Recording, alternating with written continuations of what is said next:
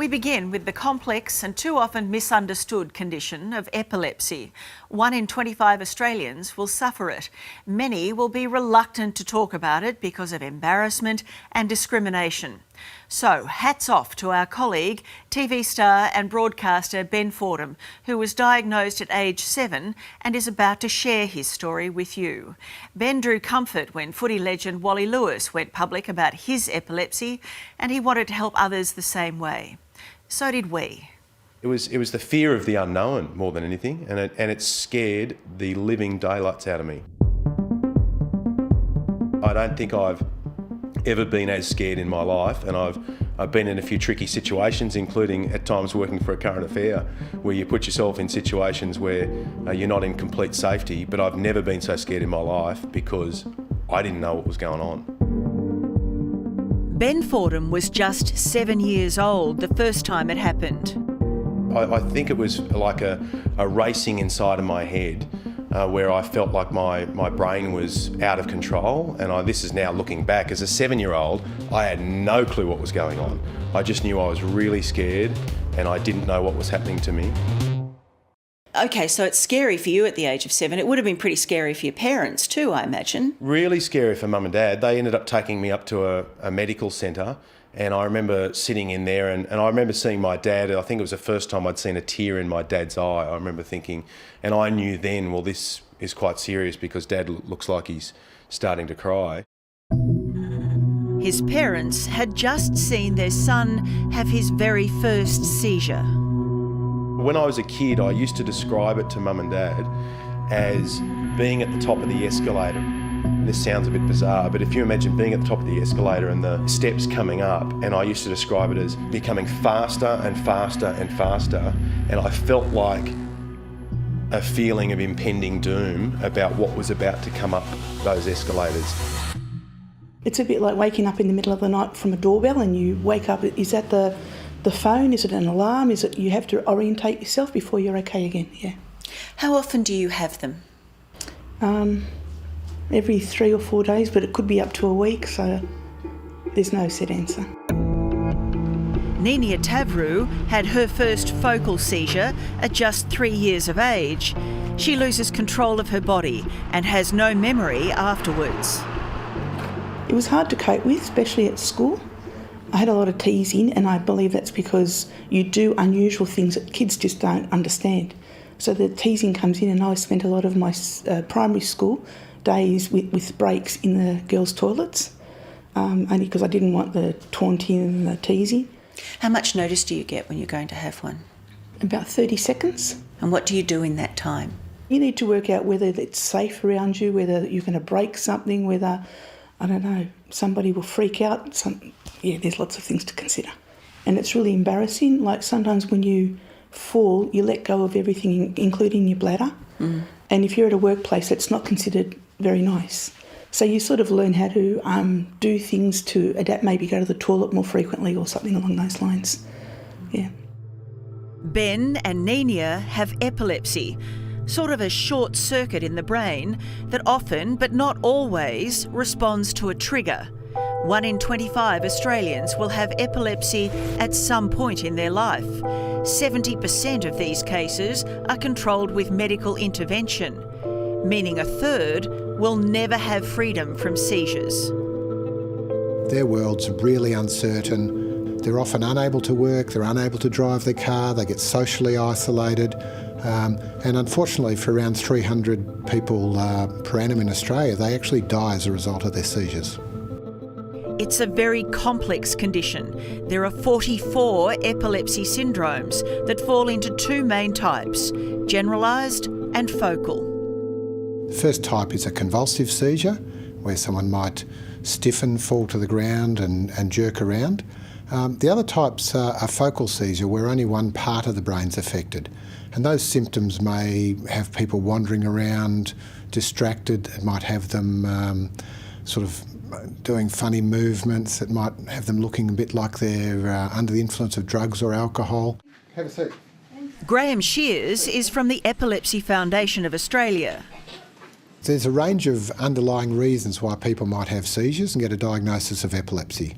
So there could be a brain insult, and that could be anything from a hit on the head to some sort of genetic problem at childbirth to a cancerous tumour or an infection in the brain. Do you know what your triggers are? No. I used to think that it was sunshine for some reason. I think I've had random triggers. So I could be eating lunch, I could be on the phone. Maybe it's when I've been alone that it tends to come on. If I'm focused and having a conversation, now that I think about it, I don't think I can ever remember one when I've been engaging with someone. Right. But it's in your own moment, or if I'm focusing on something or racing to do things, that I feel like it starts to fire up on me a little bit. Can you imagine how your life would be if your epilepsy was not as well controlled as it clearly is? Well, I couldn't do what I do for a living. I do a live radio show for a living, and I've done live television for a living, and so I wouldn't be able to do that, which is a real worry. G'day there and welcome to Sydney Live. I grew up as a 15-year-old hanging around radio stations and doing work experience, and very early on discovered this is what I want to do. I want to be on the radio and I want to host my own radio show, and I love TV as well. Well, I wouldn't be able to do those things because I don't think you could sit in a studio environment like that, live on air, interviewing politicians or doing whatever you're doing, if I had a bad case of epilepsy and I was having serious seizures. If you had a few of those incidents happen to you on air, then I guess the boss would probably at some stage think, well, is this really the guy we want for the job? You want to be normal. You want to be with everybody and not have that distraction. And I think you have to make allowances, and that's when people aren't so tolerant. Does having epilepsy mean that in a sense you never quite feel like you're in control? I think that's very true. Even to the extent, like, I'm not driving, but I have some sisters that live about a 20-minute drive away. To get there by public transport, it would take just over 3 hours. So what happens is we don't have that strong connection because we're not visiting on a regular basis. They've got family, so they can't sort of always make it down this way. If you have a group of friends and you want to organise, say, I don't know, weekend away, they'll tend to go, oh, you can organise the catering, you can organise oh, you're not driving. And so there's that. I think they mean it with the best intentions, but it is almost like, we'll just leave you out because it's too inconvenient for you. So. You've tried surgery, haven't you? Mm-hmm, twice. For about a month I had nothing and I was so excited. And then we were going out and I had a shower and I was actually in the bathroom with my sister and I had one and I didn't get a warning at all, which is so unusual. And that was the start of, and then starting up again. They've taken quite a bit of brain out, but it's good. The only side effects for me personally are peripheral vision is gone and face identification. So if I saw you in the street, I probably wouldn't recognise you. Sorry. There's two basic forms of surgery. There's surgery which involves removal of part of brain, and there's surgery which involves the implantation of electrodes to stimulate part of the brain. So we can use all of these methods to try and pin down where in the brain the seizures are coming from, and if it's a part that we can get at safely, then we can remove that with surgery often. So that's obviously a very big deal to do. Professor Mark Cook is an epileptologist and head of neurology at the University of Melbourne. He says while surgery is always a risk for epilepsy sufferers, it's often one worth taking. The success rates are pretty good. Now, it depends a lot on the person and what the cause of the seizures is and where in the brain it is, but in the most common forms of epilepsy we can get success rates of 70-80% cure. Even if we saw just most people with epilepsy aren't suitable candidates, unfortunately, because the abnormalities causing their seizures simply aren't things that can be removed, or they're too big to remove, or they're just in parts of the brain that are too dangerous to get at. Her arms and legs would jerk, tense up.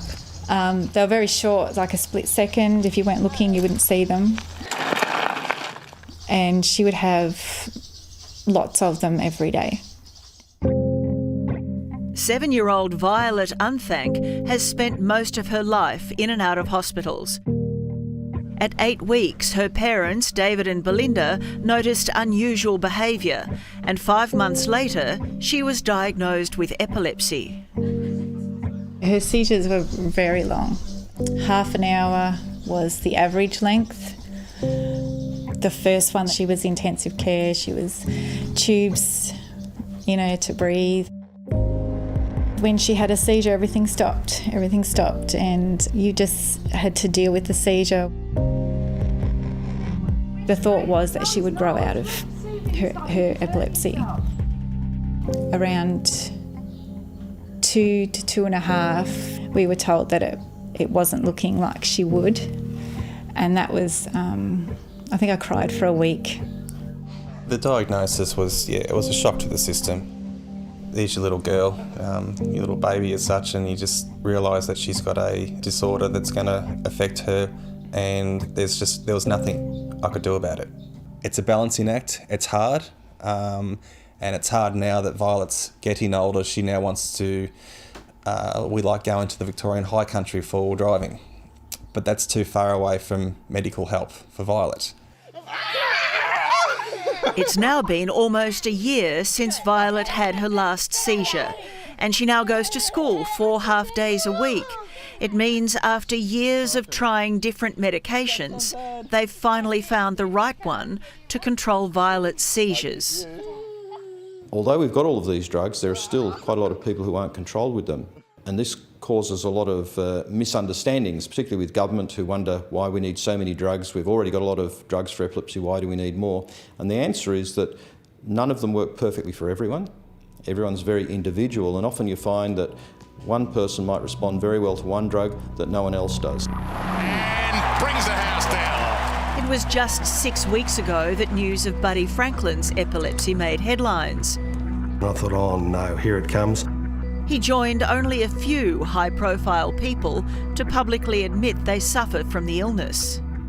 I mean, I'm 38, and the only people with public profile who I've heard in my life with epilepsy are Wally Lewis and Buddy Franklin. That's not very many. Probably because a lot of people keep it a secret. Well, they do. I had no idea about that. I mean, well, I should, because I kind of did, now that I think about it. Not that I did within my family, but I've since discovered a lot of people, including politicians who are household names, who have epilepsy. And they've contacted me and said, oh mate, I've got it as well. And I said, well, you should come on my radio show and talk about it. And they said, oh no, I've never really talked about it. Is that great? As the new ambassador for Epilepsy Australia, Ben Fordham's goal is to make sure that stigma goes for good. When did you find out you had epilepsy? When I was 6. How old are you now? 12. Did you have any idea what epilepsy was when they told you had epilepsy? No. It's not the end of the world, I can tell you that. It's not the end of the world, because there's a lot of people out there who've got epilepsy. You look like the guy from Family Feud. Yes, Grant Denyer. Oh my God, I'm taller than that. I'm not that short, look. You look like his brother. Oh dear. Will that make the cut? We live in a modern society where people understand diseases like HIV and multiple sclerosis and diabetes, but when people tell their friends that they've got epilepsy, they'll often lose friends. They'll often lose their job.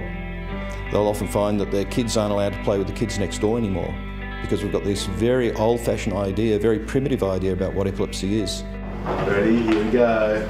I think it's great that you're doing this story, to be able to let people know what it is. It's nothing to be afraid of. It can be managed in many cases, and to give people around the epilepsy sufferer the peace of mind to know, hey, you don't have anything to worry about by falling in love with this person, employing this person, or hanging out with this person. You don't have anything to worry about, and you've given a gift to those people by providing the community and society in general with a little bit more knowledge about it. And if you need support for epilepsy, there is help available. Contact Epilepsy Australia's National Information Line on 1300 852 853. That's 1300 852 853.